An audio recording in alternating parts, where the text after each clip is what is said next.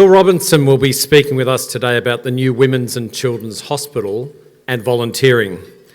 Two areas that Phil is well versed in through the executive roles he has held over the past 30 years with the Women's and Children's Health Network. These roles have included Chief of Mental Health and Executive Director of Clinical Governance.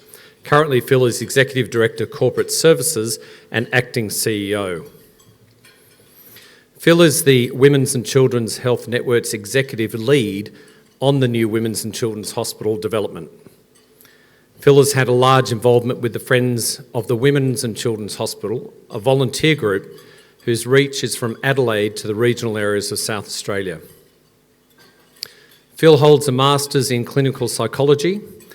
With a 30-year plus commitment, Phil continues to advocate for child and adolescent mental health. Phil is the chair of Emerging Minds, a group whose focus is to improve the mental health outcomes for children 0 to 12 years nationally. He's also a board member of Ronald McDonald House. I'm looking forward to hearing about the new hospital and the challenges and opportunities around volunteering. Please welcome Phil.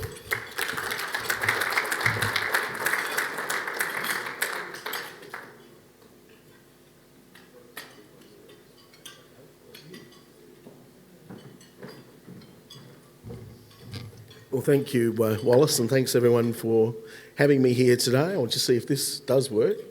Yes, it does. And I'd also like to acknowledge the land we meet on today is the land of the Kaurna people, and we respect the elders past, present and emerging.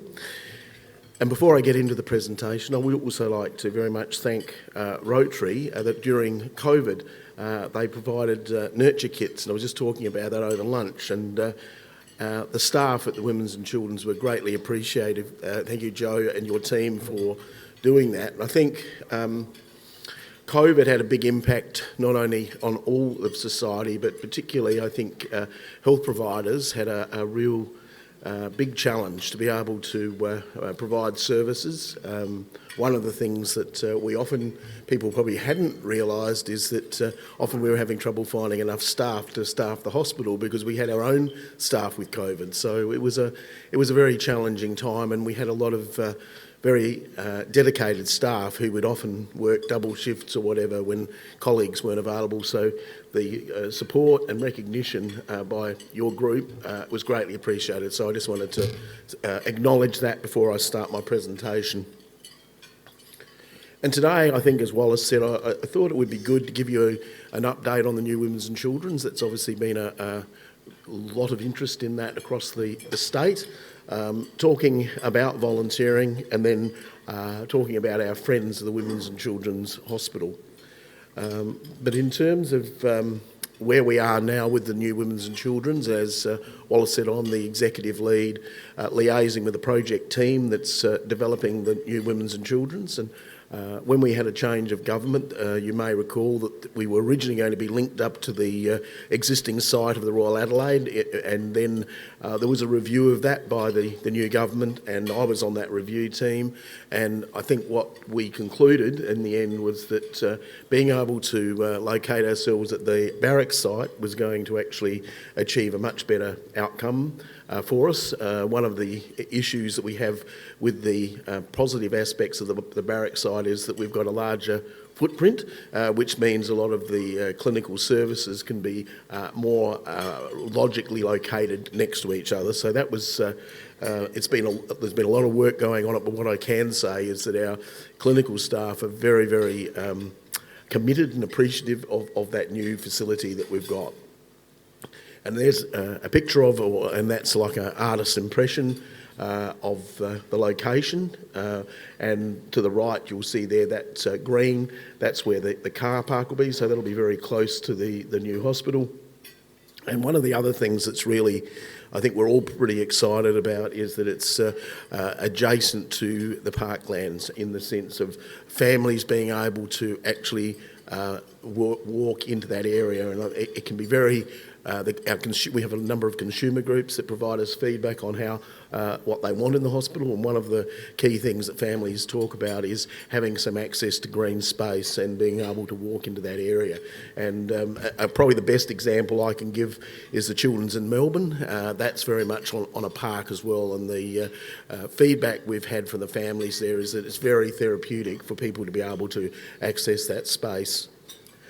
And I think what we're really looking at now is how we're going to take the opportunity for that connection. There is a lot of, as I say, direct access to a very beautiful park area. And so I know that it's been controversial, but I think what you can see there is some of the artist's impressions of what it's going to look like and how it's going to integrate into those parklands. And if anyone's particularly interested in the New Women's and Children's, a lot of this material is on a website. If you just Google New Women's and Children's, you can find out more information about the facility. And now what I'm going to do is just give you a little video.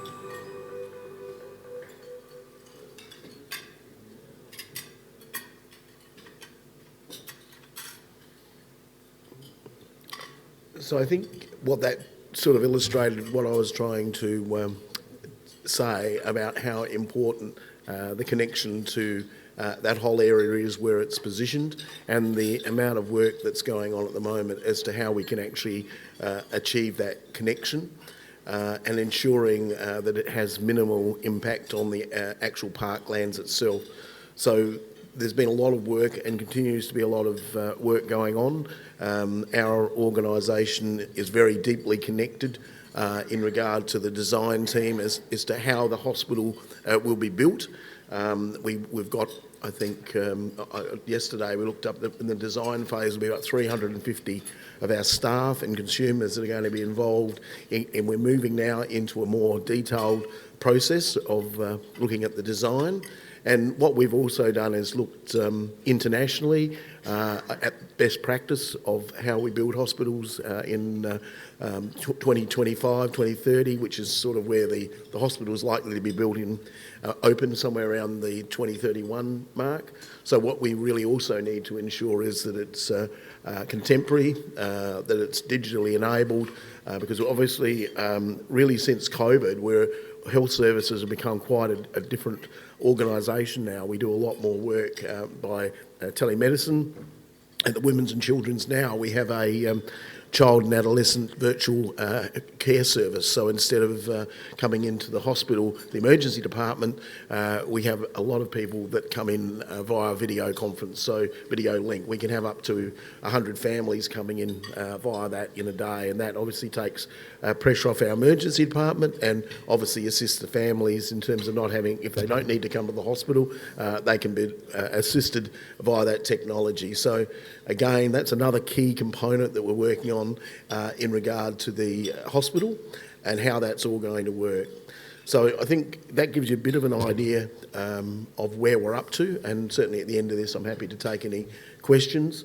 But certainly we're looking at it's going to be an outstanding facility for this state, and it's something I think we're going to be one of the last mainland states in Australia that has a new hospital, so it's certainly very badly needed and very appreciative of the government in supporting us in being able to build this facility.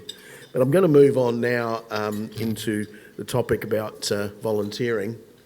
And it was interesting listening to your presentations earlier about the work you're doing in so many areas around volunteering, because I think all of us are volunteers in one form or another, or a lot of people are, and I think Wallace indicated in the introduction that I'm a volunteer in a number of areas. But in regard to the hospital, we had some challenges over COVID, because what it meant was that in fact our volunteers largely couldn't come into the hospital, and because obviously there was the issues of infection.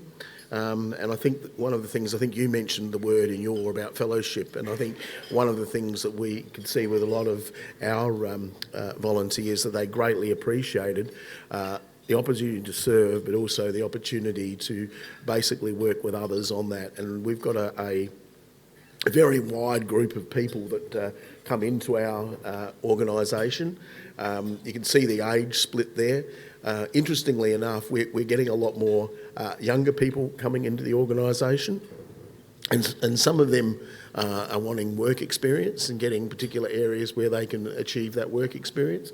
And so that's been really great. We've just been doing some work with TAFE at the moment for our baristas and so forth, where people need to get experience in that area. So we've been having we've got a formal agreement with them now to be able to assist in training some of those young people in those sort of skills.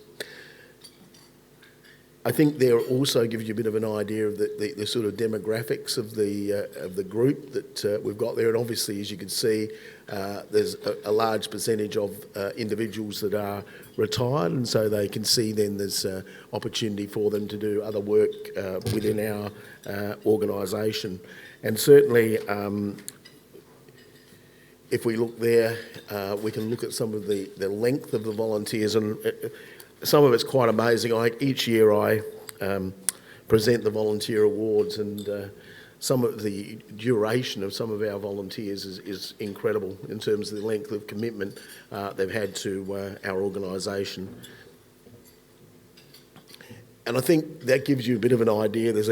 In terms of what motivates people to volunteer, and as I said, a lot of it relates to being able to help other people out and so on.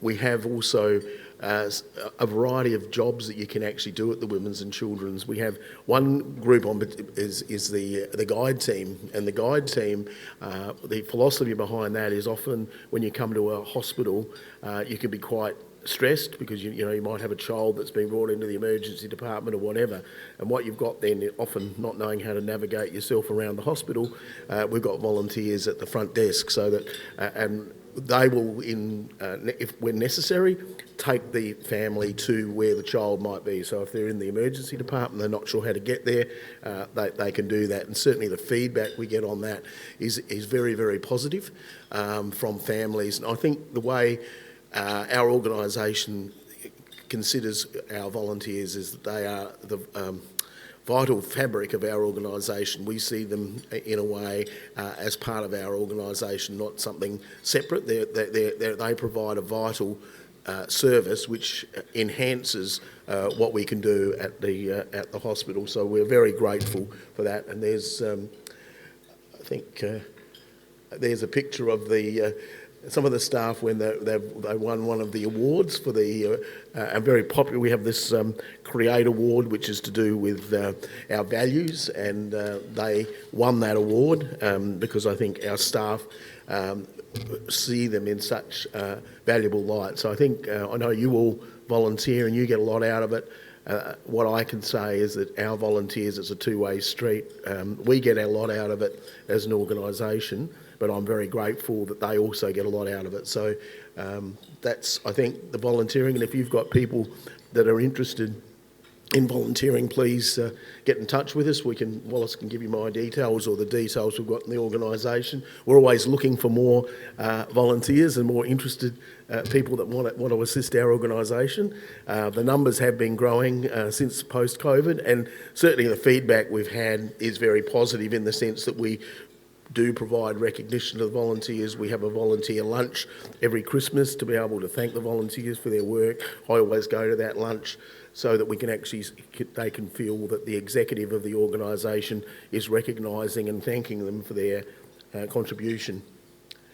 The other area that Wallace touched on, I thought you'd be interested in, is our WCH Friends.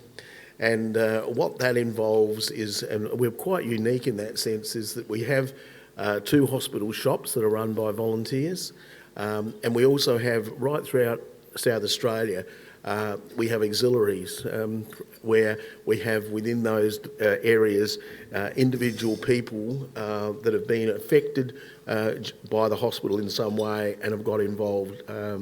I've been to a whole range of places, Port Lincoln, up north near the Flinders Ranges, and what has come across to me is, and these groups have been going for 100 years, and what I got from that was a lot of those people, their children had been impacted and had received services, whether it be from the original Adelaide Children's Hospital or now our Women's and Children's Hospital, and they were so grateful for the services that were provided that they wanted to contribute back into that. And so there's a significant amount of work that's going on in terms of raising funds. As you can see there, over the last 28 years they've raised $17 million, which is an outstanding amount of money.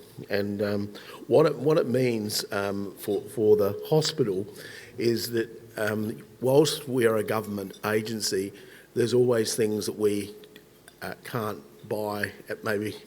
We always buy equipment that is critical for patient care, but there's always additions that people think, well, would be, our doctors and nurses might say, we would really like to have X, Y or Z. So what we do, and we not only work with the Friends, but we've also had groups like yourselves that have said, oh, we would like to assist.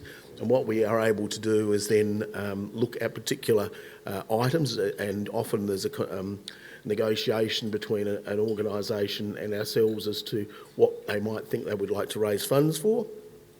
And then we would be able to then acknowledge that by putting a plaque on the actual device or whatever. So I think, what's useful about this is that people, again, we have a Queen Vic auxiliary, and that auxiliary is to do with the women's side of the hospital.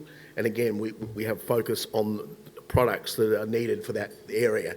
And so there's just a couple of examples that I've provided there of the types of equipment that we might purchase through donations from organisations. We also have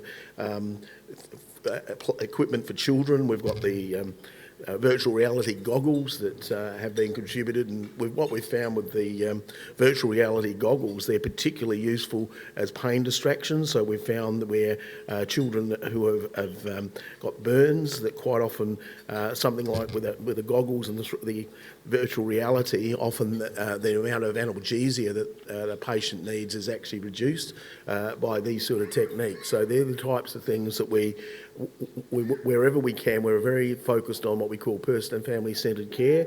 So wherever we can, we're always putting the patient at the centre of our care, and how can we improve the care we're providing, and how can we make it more comfortable. And particularly when you've got very young children, you obviously need a range of techniques to be able to do that.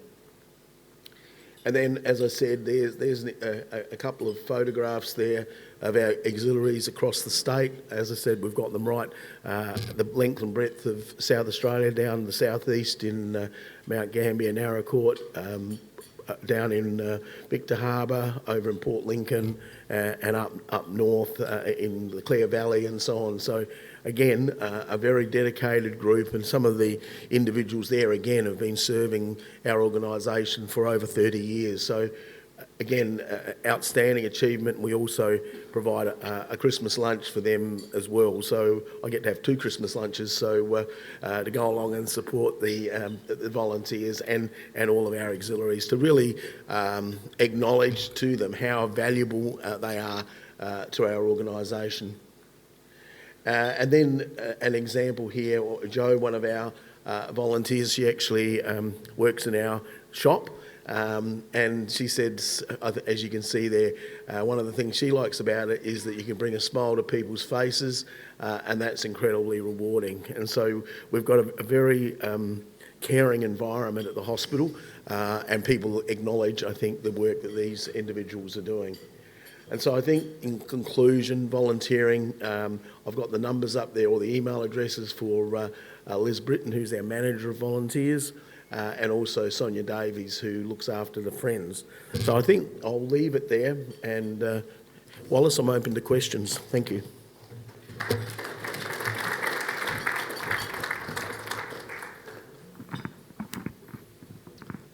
Does anybody have a question about the bridge between the old hospital or the new hospital and the children's hospital?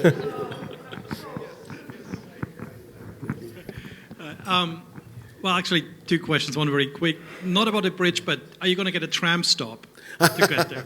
Yeah, well, that's a very good question. And I don't have an answer to that yet, because I don't know if we are going to be able to get a tram stop. They're still doing work on that. Okay.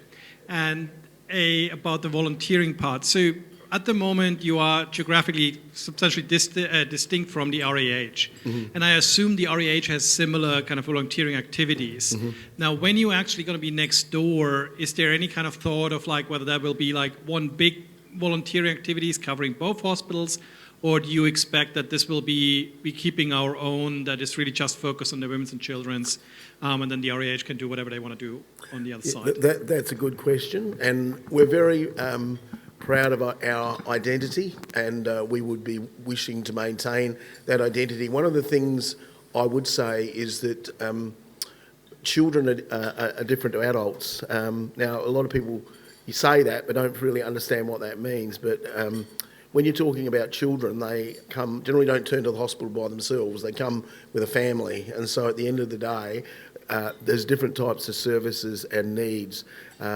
Wallace mentioned that I'm on the board of Ronnie Mack House, and at the moment our facility is down in Melbourne Street, and we serve 300 families a year that come from all over Australia for treatment. And so where we're moving to in that regard is ensuring that we build a house that's close to the women's and children's. Now that is a different concept to what adult needs. Like often, yes, they'll need accommodation, but they potentially could stay in a hotel or something like that. Whereas what we're talking about is enveloping support around families when they come here, and certainly that's why we would want to keep our own identity. Thank you. My question is on bed numbers. The Royal Adelaide Hospital is actually, and we read a lot about the ramping and the number of beds and the number of patients in beds and the total number down from what the old Royal Adelaide Hospital had. Can you let us know what the current status of your hospital at the moment, the Women's and Children's, on its bed status, and how you know, whether you're over full or, you know, Yep. percentage capacity and the capacity of the new hospital? Yes. What we've got is, at the moment, we're not quite the same. The adult hospitals tend to be often have more patients than they have beds. We tend to be able to have a balance and manage that. There will be, on the website, you'll see that there is some additional capacity at the new hospital, which we're still working through. The government has announced that, so it is. That's one of the other components that we've moved to with the new site, that there is more capacity there for mental health. We're also moving, we've got a program called at Helen Mayo House for women with postnatal depression, and what we're doing is we're moving that facility from where it is at Glenside at the moment over into the new hospital. So there's been a lot of work that's currently going on in how that all is going to fit together. We've done a lot of data projections on what the future looks like, and we are confident as we can be that we're going to have that capacity, but we don't have the same problem that we have at the Royal Adelaide, where we have excess ramping. So, for example, you read a lot in the paper about ramping. We don't ramp at the Women's and Children's. We always have what we call clear patient flow. So one of the other differences is, well, I think to your point earlier about why we differently, we have a different sort of parameters around what our issues are. Like where we are at the Women's and Children's, children generally have a shorter length of stay. Women particularly have a shorter length of stay at the moment. The concept, often we will have, if it's a normal delivery, we can have a woman back home within 24 hours, like after birth. And so the what we call the patient flow is a lot quicker than in an adult facility.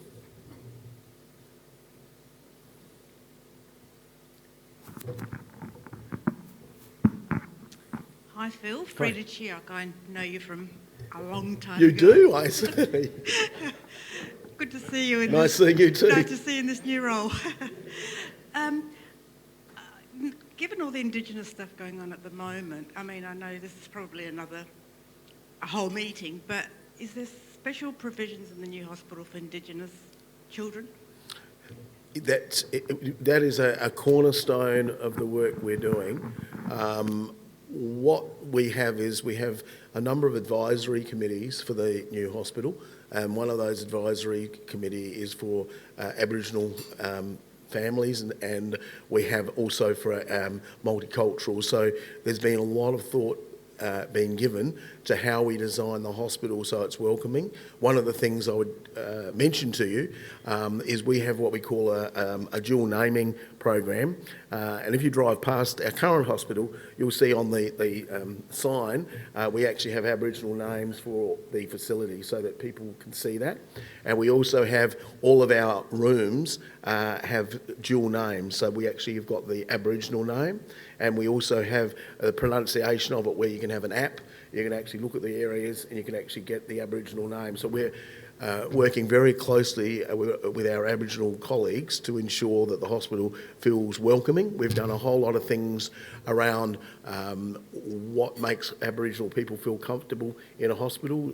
A lot of it is connection to ground, so we're doing a lot of work in regard to that as well. So I think what I can reassure you on is that we are working very strong partnership with our Aboriginal community to make sure that they feel welcome when they come to this hospital.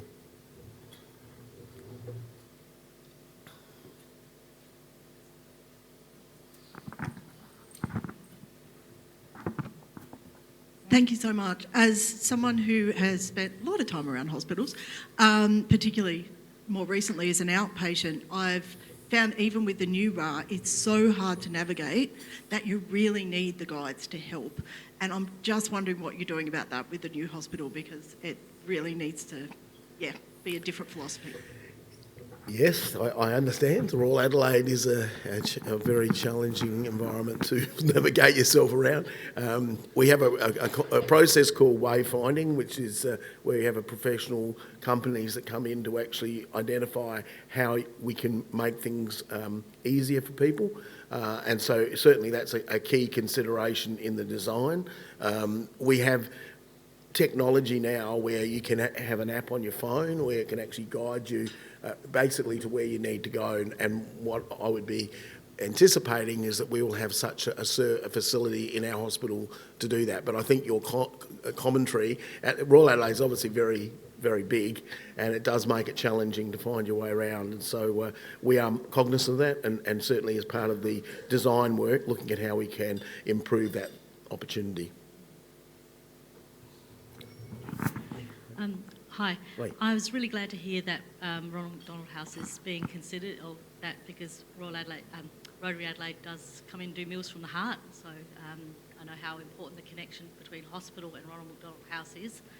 So that's excellent. That's going to be kept, I'm understanding. My other is, and I know the hospital hasn't actually been built yet, but future-proofing it, is part of the design a way of expanding it without ending up with those multiple hodgepodge buildings that ended up at the current site? Is that something that's being considered? There is some what we call cold shell, which means there's some additional capacity in there to expand into the future. I think one of the other key, when I was on the advisory committee looking at the site, one of the other key factors was that if we were going to build the hospital on the original location, it meant there was no expansion opportunity for the Royal Adelaide or the Women's and Children's. And so that was a key consideration about why it's in a different location now.